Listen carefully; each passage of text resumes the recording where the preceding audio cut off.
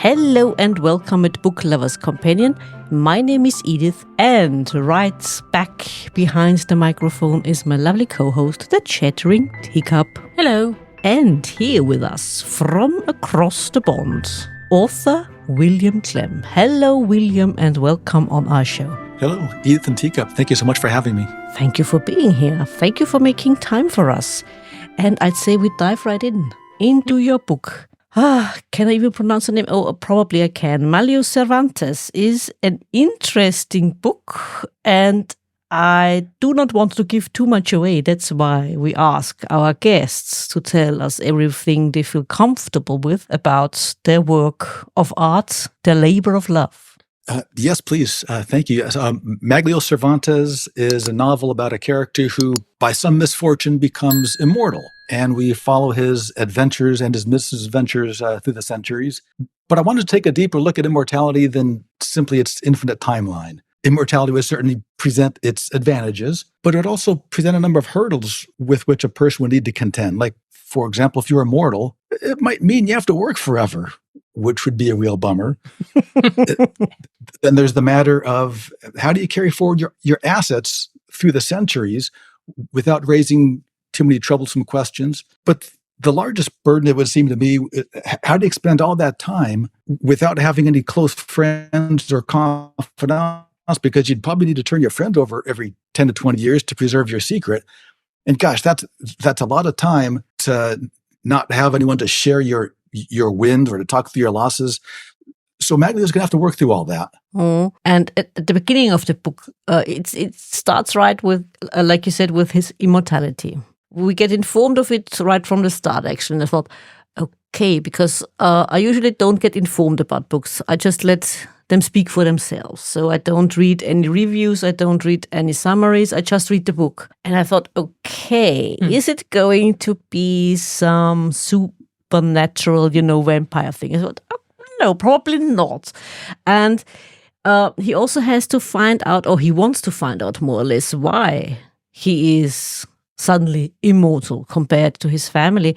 And you mentioned work, you mentioned different events, your assets and friends, but also the question of family, because everyone dies in his family. He's the only survivor.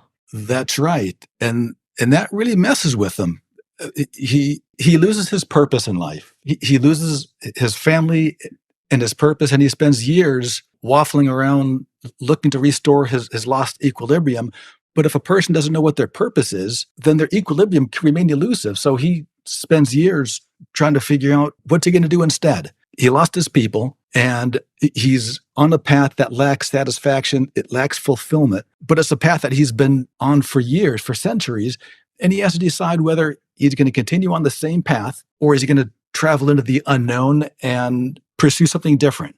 And it's not easy, I think, for people to stop what they're doing, even if they lack satisfaction, to venture into the unknown. But he has a journey because the path he's on, it's not what he wants. He's struggling with it. I think the things and the way he's living, that he has known for some time, some kind of comfort and give him security. And that might be why he's struggling to do something different, because, as you say, it's unknown and scary. Totally agree. Yeah, I mean, he's on the path that it's not what he wants, but it's what he knows. But if he wants to find meaning or search for something deeper, he's going to have to make a change. And it's not easy, I think, for people to disrupt their current routine. But that's where he's at. He's at a crossroads. Which path is he going to take? I think he's special in that regard that he is immortal. But otherwise, he's like any regular guy. He has the same problems as all the other humans, apart from not being able to die. That's exactly correct. He's got all those same scenarios, but there's no escape. And what I also found it, while writing often some, let's call them a bit gruesome parts, you will always put in a bit of humor to lighten the mood. Well, sorry to interrupt, but even during the Salem witch hunts and war. Yeah. That's true. Yeah. And well, some of those gruesome parts, like I'm kind of a gruesome weakling. When it comes to all that blood and all that stuff, I struggled. But of course, it's what Magglio has to deal with in certain situations. And humor is a big part of it because, gosh, I would think if you've got centuries to expend you better try to keep a pretty good attitude about it when you can. You've got to find some humor where it exists. What you mentioned, Teacup, it reminds me a little bit of eternal retirement. Imagine people who only feel fulfilled in their job and then they retire and they lose the purpose, like you said, William. And imagine forever, retirement forever. It would be hard for your father, wouldn't it? It wouldn't be hard for me. No, for me neither, to be honest. There would be a lot to do. May I ask also, where did he come from, or where did the idea for this kind of book come from? The idea for Magglio Cervantes and immortality, it came because of a scarcity of time that my wife and I were both experiencing. It was in 2006, our kids were 2 and 5 years old. And like most parents of youngsters, there just wasn't enough time in the day. And it was to the point where I would occasionally find myself daydreaming, what would it be like to have all the time in the world? And so I started getting these ideas and some images in my head of somebody who was traveling, taking vacations, learning languages, picking any hobby, and over the course of any number of years, being able to master it. And these ideas weren't going away. And so I eventually had this compulsion that I needed to write it down. I needed to write this story down. And so at bedtime, I'd go up with my son, and while he was conducting his bathroom duties, I'd be in his room with a spiral notebook writing 15 minutes at a time. And when he came out, I'd jot down some notes, and that's where I'd pick up the next day. But that was the beginning of what would eventually become Magglio Cervantes. It was just a compulsion that I needed to write it down. And I didn't know why or to what end. I just knew that I had to start writing. And so that's how it started. And why someone from Spain? I mean, okay, you couldn't, I mean, for this kind of story, you probably could not use someone from the United States, of course, but why Spain? Very true.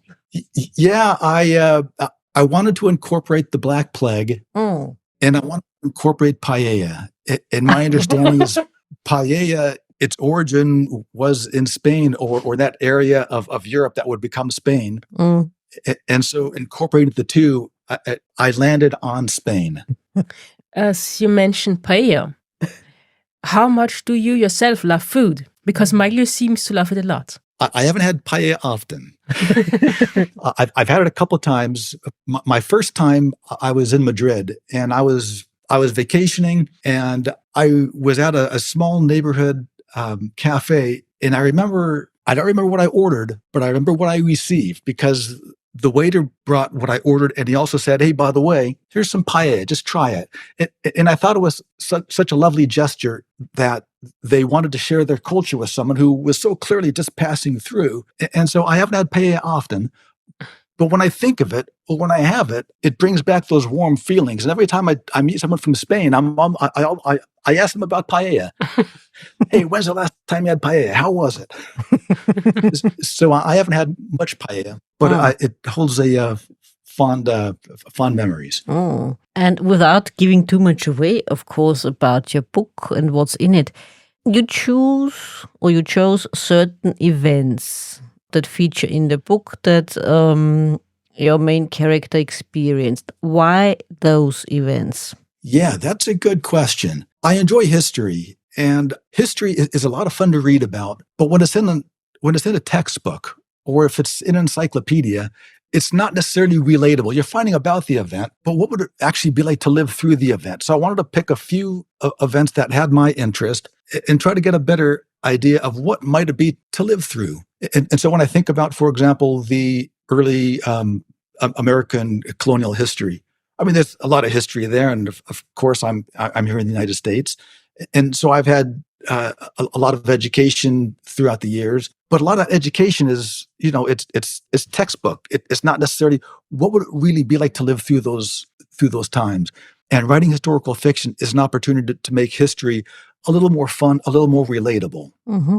And so that's why I chose, for example, like you mentioned, the Salem witch trials, and there's some American colonial history. And so that was fun for me. And the plague in Europe and some of those events going through Oxford University in England, those are some fun things that I enjoyed reading about, and I wanted to carry those forward. I also found it interesting, this supposed meeting of Andrew Carnegie and the importance of public libraries. And he only thought of one, Magglio, but then Carnegie, public libraries, the plural. Right. Libraries and books, it's an important part of our family. My wife and I and the kids were big readers, and we enjoyed going to the library when we were kids, or when the kids were young. We'd go and they'd get all their, 5-10 books a piece. And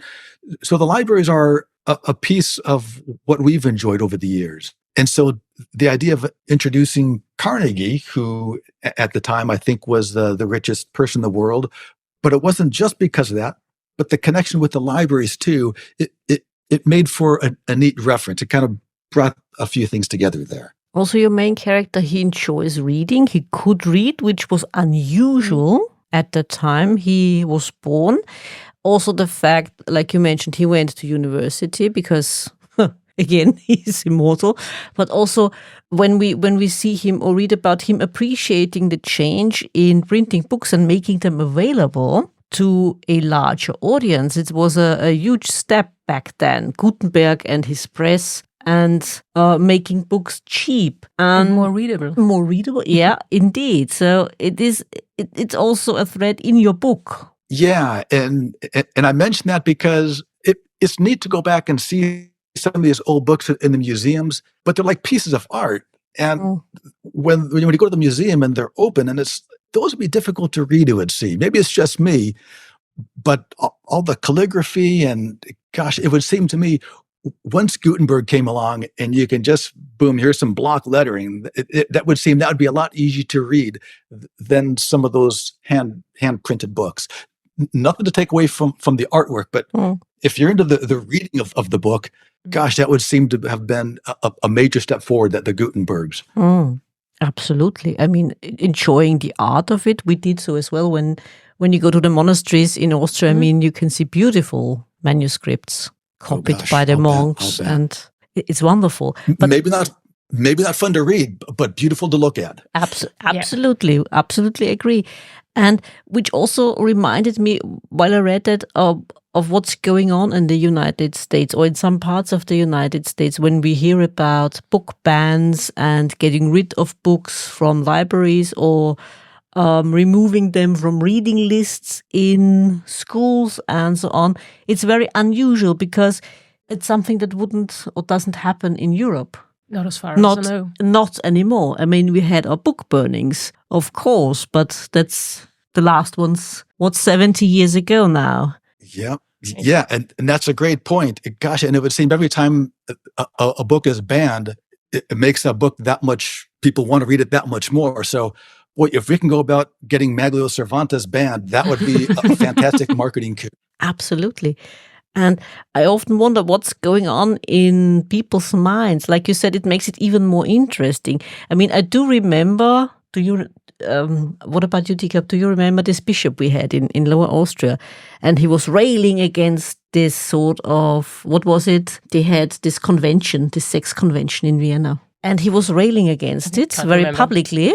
And all of a sudden, people knew about this event and were best and cheapest advertising you ever had. Yes, absolutely. So more interested in it because if it's so dangerous that something has to be banned, you get curious. You want to see the forbidden.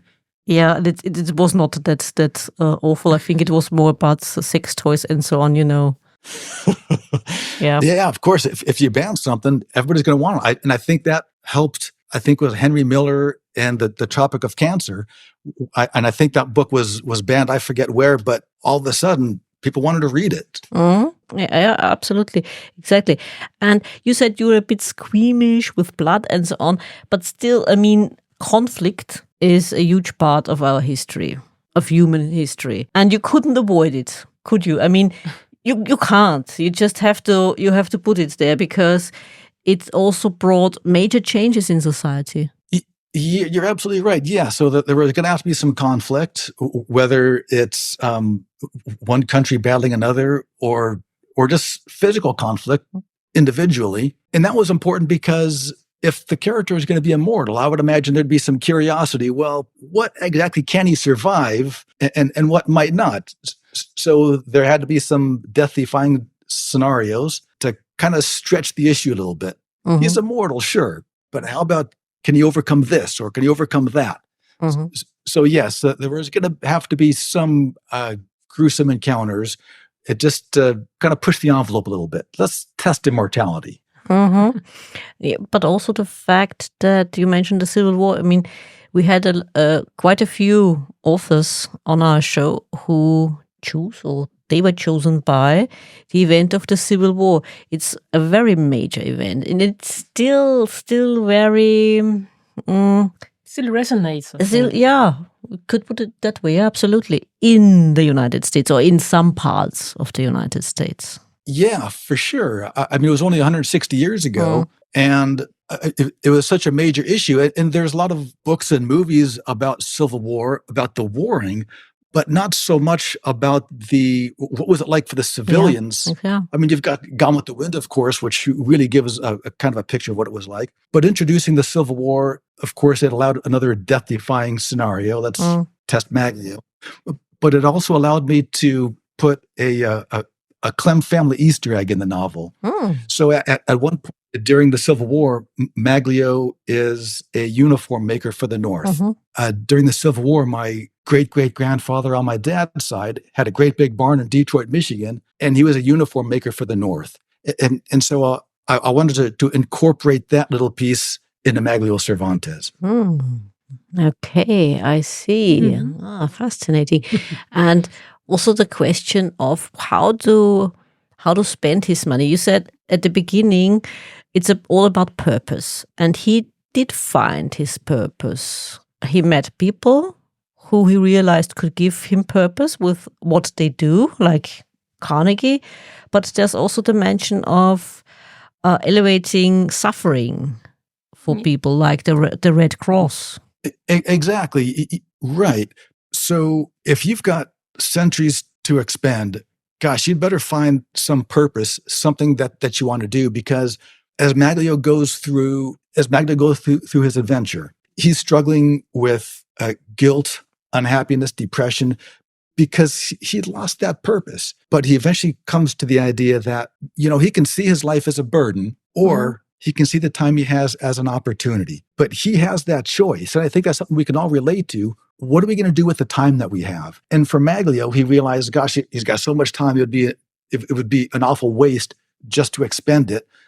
So yeah, if he could do something to be helpful, then that's what he wants to do. And you're right. So he finds some purpose with the American Red Cross and public libraries.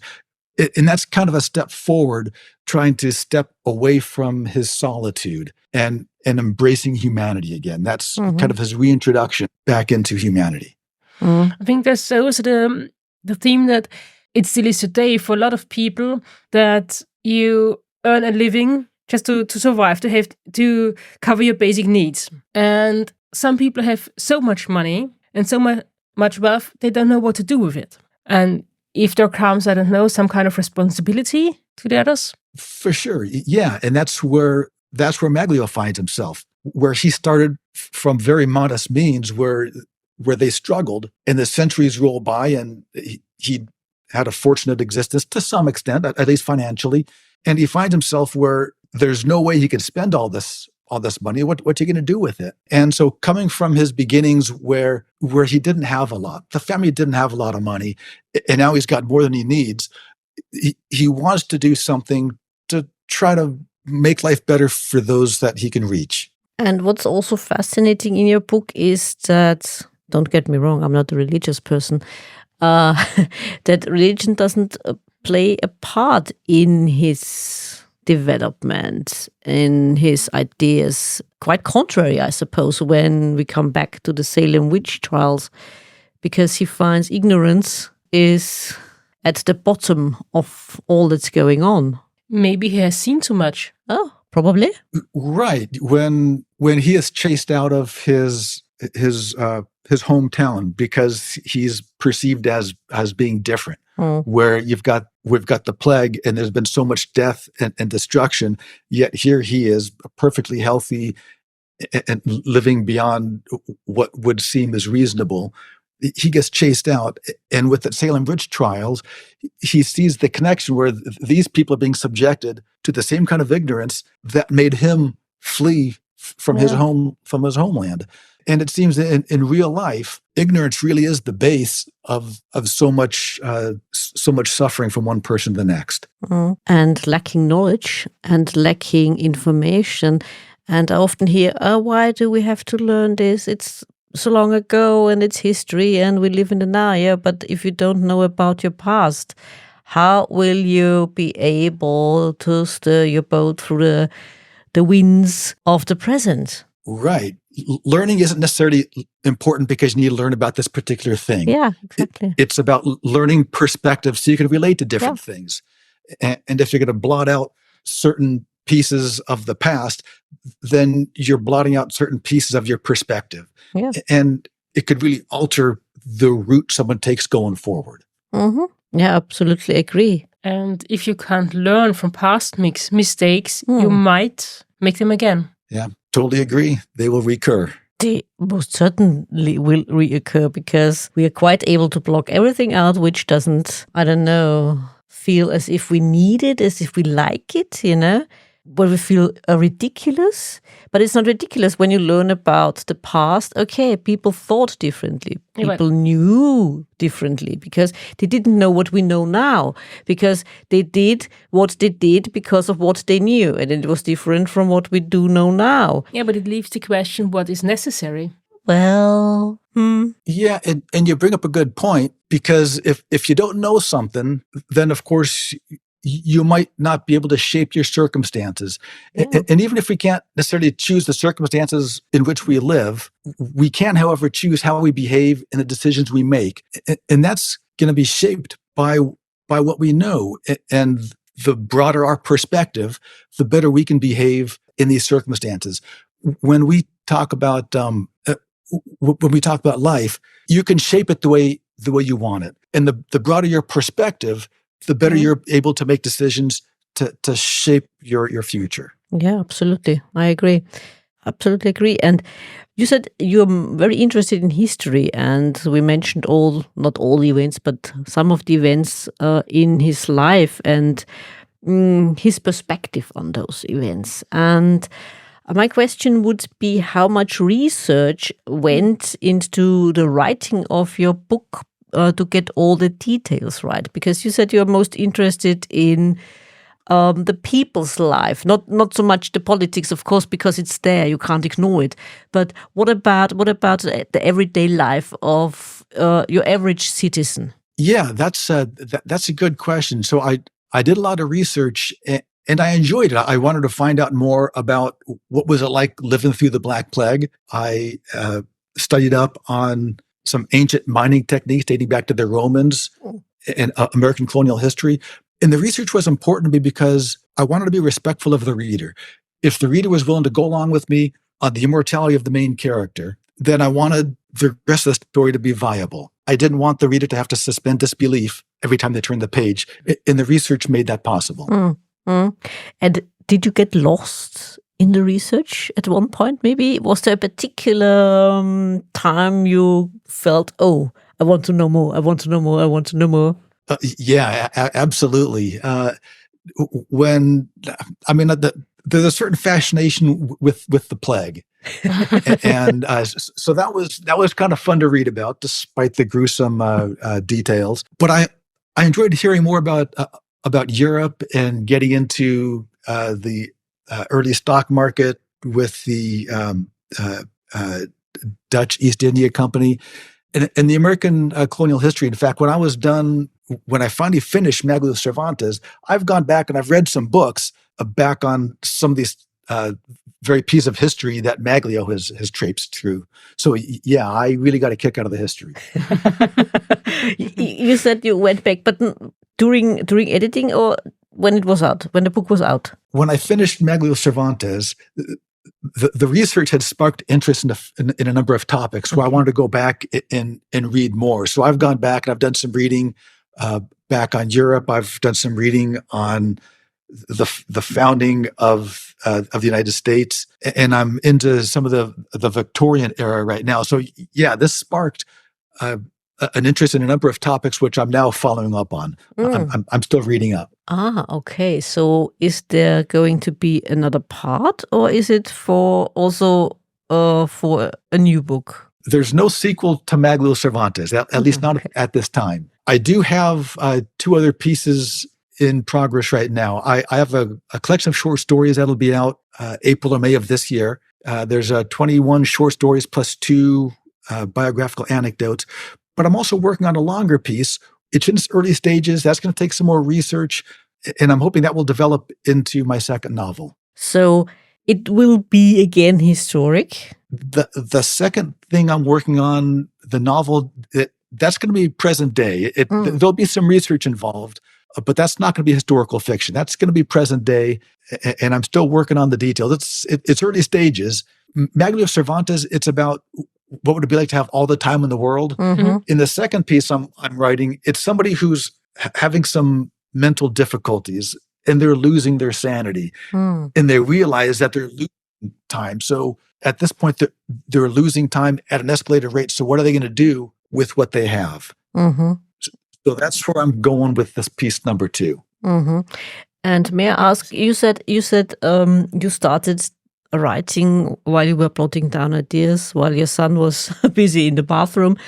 And when was the point where you knew exactly where you wanted to go with this book? With Magglio Cervantes, it wasn't until 2020. I started in 2006. I was at it for about a year, but life got overwhelming. I was working full time. There were parenting duties. I had a number of storylines I didn't know how to resolve. So in 2007, I clicked Control S on the keyboard and I saved it. And it always bothered me leaving Magglio wafting around in limbo all those years. But in 2020, it was COVID. And with all the enthusiasm for shelter in place and work from home, I'd found that I had more time to myself than I had in years. And I was enjoying the heck out of the novelty of having time. I was on the patio at night reading books. I was going through a book a week, and that was great for a while. But eventually, it occurred to me that there's got to be more to life than reading the night away from the cozy confines of the back patio. And when I was making my goals for 2021, the idea occurred to me that I should probably finish Magglio, because if I don't finish this thing during COVID, it's never getting done. And that's what jolted me into action. So it was 2020 when I realized I was going to get the thing done. And you did. Yeah, absolutely. Yeah, that is. You're right. Yeah, there's also the question again. I mean, bookshops always love to know where to put the books. I mean, where would you put your book in a? I mean, okay, some authors say we would prefer no labels at all. Just put them wherever you like. But well, we readers have to find the books one way or the other. Where would you put this book of yours? I would put it as historical fiction. Oh, well. And if it was up to me, I would put it in the front window of every bookstore. Agreed. Absolutely agreed. I mean, history, wonderful. Bring it on. I will read it, of course. You know me, Teacup. And the writing process, we spoke before we started the recording. The writing process is always interesting. You said it was COVID that put you into action more than you thought possible because you had time on your hands. And writing your new novel, have you found your way of writing? Meaning, are you the planner? Are you the pantser? Are you in between? How do you cope or organize your research? How does it work for you? I'm a pantser. I will get ideas in my head. I'll get a plot line. I'll get in my head. It's like a cartoon thumbnail. It's an image. So that'll be the plot line, but I don't know what the whole story is. And if it needs to be around, it'll stay in my head. Weeks will pass by and this plot line is still there. And at some point I'll feel this impulse, or it's like a compulsion where I need to write it down. And when I sit down to write, if the flow is strong, then it's as if I'm like there's a movie in my head playing out, and it's my responsibility to transcribe it. I'm a pantser. I hear about these people who plot it out and have got their outlines. Look, I'd like to be able to do that, but I can't do it. I'll have a list of maybe 20 or 30 bullet points, and they're just plot lines, and I can just pick one, and that's what I have to write it to find out what happens next. Oh, I can relate to that, especially to the movie scenes. They are the best when you have them in your head, and you feel as if a film is in your head, and you have to get it down, and you have to be meticulous in your description and so on. Yeah, absolutely. Yeah, totally agree. That's a good time when the flow is strong. Yeah. One more question regarding the book. Somehow the TV show Highlander came to mind, and I wonder if you ever thought of adding another character who is in similar circumstances than Magglio to make him less lonely, not the only one. Yeah, that's a fun idea. And you mentioned the Highlander. Is that correct? Yeah. The movie. Yeah, that's a fantastic movie. Yeah, there could be only one. Right. I have thought lightly about the possibility of how about if there was somebody else. I haven't brought that out to maybe a second story idea, but yeah, the idea is there. It would be another opportunity to walk through history. But no, I haven't put any further ideas down regarding that. But the idea is there. Make it a prequel. Maybe. It's a nice idea. More than one. Yeah, exactly. There's more than one. But yeah, absolutely. And speaking of all the events you mentioned and the gruesome parts, we don't want to dwell on them. But are there things that would make you shy away from in describing them, mentioning them, since history is, like we said before, very gruesome, or can be very gruesome? I'm sorry, I didn't quite hear the beginning of that question. Okay. Is there something where you would shy away from in describing? For example, when we speak of history, there's a lot of gruesome things, and which you thought of putting in your book, but then decided against it because you felt, let's pick another one. Better not touch it. Yeah. Yeah. In American colonial history, of course, there's the touchy idea of Native Americans. And so I didn't want to get too deep into any interaction between Magglio and Native Americans, because that becomes a touchy subject. I wanted to make sure I didn't step out of bounds. So yeah, I mean, there's a number of historical topics that someone's got to be careful with, and I wanted to be careful that there wouldn't be a misunderstanding of nuance. Do you think, I mean, it's a tricky question to ask, but I ask it anyway. You don't have to answer that, of course. Feel free to not answer. Do you think it has become even harder in the last few years to touch on these events? I would. I think so. Yes, I know. In recent years, we've had cancel culture, and I know. I don't know if it's happening in Europe, but here in the United States, there are a number of comedians and speakers who have stopped going to university campuses. So, yeah, I think it's gotten a little touchy in recent years, and much of history it travels in cycles. So, we'll have to see what happens next. And if we don't want to hear things we do not like to hear, how can we learn then about the things? So true. Yeah. If somebody is speaking ignorance, gosh, it would seem a great opportunity to have a discussion with them and make them defend their position rather than just blotting it out and making sure that they can't speak it. If someone's going to sound like a buffoon, heck, give them all the space they need to sound like a buffoon, and they can take themselves out rather than having to tackle them themselves. I mean, you don't have to agree. Don't have to agree with the people you talk to, but talk to them. I totally agree. Yeah, if somebody has something to say, then maybe it would be helpful for them to hear a different perspective. And maybe if they can't back up their position, maybe it might be helpful to hear somebody else. And I think it's a great learning opportunity for people to hear people whom they look up to and respect. If they're speaking, it's an opportunity it's a learning opportunity. So, yeah, instead of reducing the amount of topics that we can talk about, I think it's a great idea to expand those topics. Also you mentioned cancel culture, but also getting rid of certain monuments and so on. If you don't no longer have them there, how you are supposed to know about them? You can't just change the past. I mean, some people feel as if they can. Yeah, but they try to. But in essence, you can't. I mean, and it's also ridiculous. Like we said before, it's important to learn from the past, to be informed how we go into the future. Totally correct. Yeah.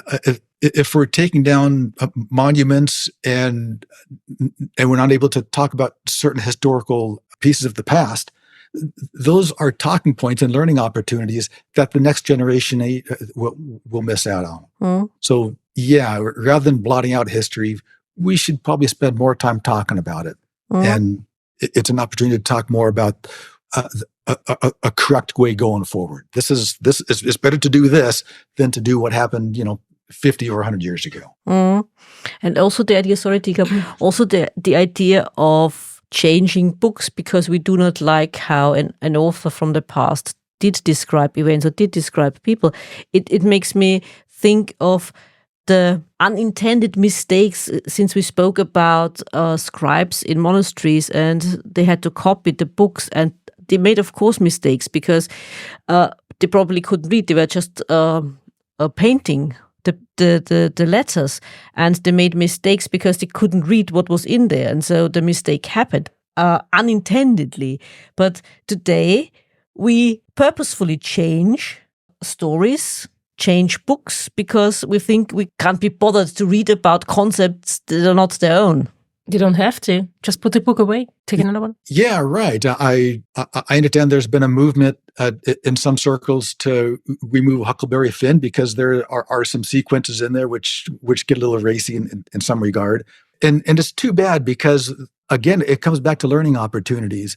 If people are reading those books nowadays and that raises their attention, they can ask some questions. Gosh, why are they saying this? It's an opportunity to explain, yeah, well, this is what was happening 100 or so years ago. We don't do that nowadays, but those are important learning opportunities. I totally agree with you. But I think if people aren't able to read about things in a book, how will they react in reality, in real life, when something similar happens? I mean, stories are a safe way to learn and experience different things about life. Yeah, totally agree. Yeah, if we can't read and learn from what we're reading and ask questions, gosh, then we're looking at a future with stunted development. And then we get back into the point of ignorance. Mm-hmm. And the other thing is, there are so many books out there. If you don't like it or enjoy it, choose another one. You don't have to finish it, unless the teacher says so, but otherwise... Yeah, that's right. You have to read this book. I don't want to, but you have to. It's going to be a test about it. A lot of books in school haven't been read. Yeah. I've heard. Yeah, I've heard that too. I most certainly sometimes I skip them. Yeah, of course. I probably had some books in my high school and grade school. I maybe have skirted those readings. Didn't we all? Just saying. If a teacher says you have to read it, you react with, I don't want to. Yeah, exactly. It's a natural reaction. Yes, absolutely. Absolute natural. I can understand it. Yeah, absolutely. Right. Yeah, absolutely. Like you said, Tika, we don't learn from them. I just thought about being a police officer or a forensic scientist, and you have never seen a crime scene before. And then you suddenly are confronted with one. And they are very gruesome. Imagine that. Can be, yeah. Strange indeed. Or, for example, when you think of lawyers, what I've read is lawyers who don't get at university, you don't want to get confronted with words and concepts. And then you have a case where you have a defendant and it's about rape or something like that, and it never came up. How are you going to do your job? I mean, it doesn't have to be so difficult. Yeah. It can also be that if you think everything is wonderful, somebody will trick you sooner or later. And you wouldn't realize what's happening to you until it's too late. Right. Yeah. The broader you are with your reading, the more the better your perspective. Mm-hmm. Yeah. Also concept. I mean, also the idea. I mean, it doesn't have to be in the present tense. The book, I mean, set in the present, but maybe the ideas of a future. People who write about or write fantasy or sci-fi, they take a lot of ideas from the past and new ideas and combine them and make up new things and new worlds and so on. But how where do you get your ideas? Through reading again. Yeah. And you mentioned sci-fi and world building. I have a lot of respect for authors who get ideas and they create this whole world. Yeah. For me, when I was thinking about Magglio and all the years we were going to have to expand, I wasn't so much into world building, but I figured, well, we have got so much history, which is already there. Yeah. I'll just use that. But yeah, you talk about science fiction. Boy, I have a lot of respect for people who can write like that. Yeah, true. I agree. Absolutely. It's fascinating, and we need the books, even though those behind us are not real, dear listeners. We all know that because that's how it works these days. But nevertheless, it's important. It's important to us, and it's important to our guest. Also, William, may I ask you, what would be your advice for any other author out there? Yeah, if you want to do something, then make it a habit.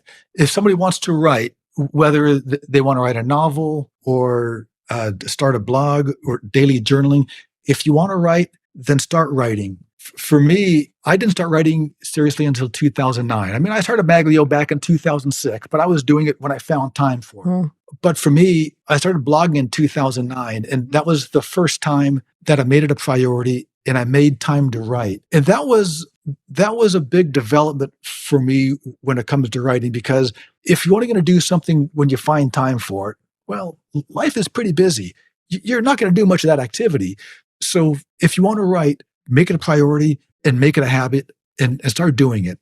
And what is your opinion on the changes in literature, in the whole business of publishing, and also the question of, artificial intelligence as being incorporated or used in this field? Yeah, that's a fun question regarding AI. If AI can produce some good quality reading material like The Count of Monte Cristo by Alexander Dumas or The Poisonwood Bible by Barbara Kingsolver, then I'm all for it. But if AI is just going to produce more volume, well, then the computers can struggle with the rest of us seeking commercial publication. But yeah, we'll need to see how that cracks down. But at this point, I'm more curious than concerned. Okay. But if I can ask you, how do you feel about AI? It has its uses. I spoke to a guest about AI, for example, in the medical field, where it has its uses to a certain degree, where it helps doctors and surgeons with better diagnosis and so on. Earlier diagnosis, especially in the field of cancer, for example. I mean, it should not be. I mean, it's a tool. It should be used in a way like any other tool is used. Don't tick up. I mean, it can be helpful, but it shouldn't run away from us. We should keep it on the leash, so to speak. The question is, if it can stay as a tool, then it can be used, but we have to make sure that nobody abuses it. Yeah. But if it gets more than a tool, it's something different. We don't know. Yeah. I mean, the late Stephen Hawking was warning against AI or artificial intelligence and its use and abuse and its ability to learn.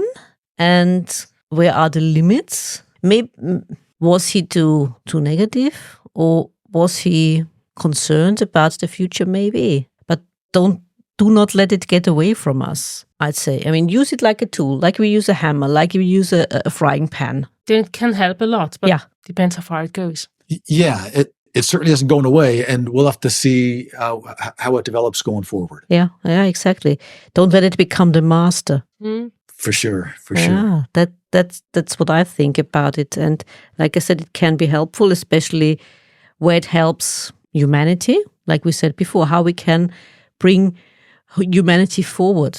What can we do to make life better for more people in that way, I suppose. Yeah. It makes sense to me. And then I'd say, use it. Why not? Well, that's my opinion. And I think authors won't get out of work, and I think AI in this regard is never going to take over your jobs. I don't think so. No, I don't think so either. And regardless, I'm going to keep on writing. So exactly, it'll just crowd the space a little bit. Absolutely. And William, you touched a bit about your plans. When can we read the next book? I'm not nailing you down because, of course, not. You said the next novel is coming up and you're writing it already and you're on it. But tell us maybe a bit more. No pressure. No pressure. Never any pressure. Yeah. So my second book, the collection of short stories and two biographical anecdotes, that'll be out probably May of this year. Current title is Unlaundered Shorts, because they're short stories, and unlaundered because they're not necessarily for the gentle reader. But if your listeners are interested in finding that, you can look me up on Amazon, William Klem, Klem. So right now, Magglio is up there, and Unlaundered Shorts will be there by May, it looks like. Okay, something to look absolutely forward to. And William, is there anything else you would like our listeners to know? I would like to suggest that for somebody who is interested in, I guess, a second talking point regarding writing, and this can apply whether somebody's learning to play a musical instrument, earn a college degree, it's important to have goals. But if you also have an action plan and the gumption of follow through, those two extra things are like a superpower. If you have an action plan, that's going to be the roadmap by which you can track your progress, and your follow through, that's your fuel. And whatever you're trying to accomplish, whatever your goals are, if you also have that action plan and the follow through, you might be surprised at what you can accomplish. But other than that, Edith Teacup, I want to thank you so much for having me on your podcast. I've really enjoyed this opportunity. Thank you very much. You're welcome. And so did we. Absolutely lovely talking to you. Thank you. Thank you. You did enjoy this episode as much as we did? Then hit subscribe and don't miss the next episode. Also, make sure to follow us on Twitter, Facebook, and Instagram. If you like to support us and buy us a coffee, you can do so via Buy Me a Coffee and other platforms. You can find all the necessary links in the description. Until next time.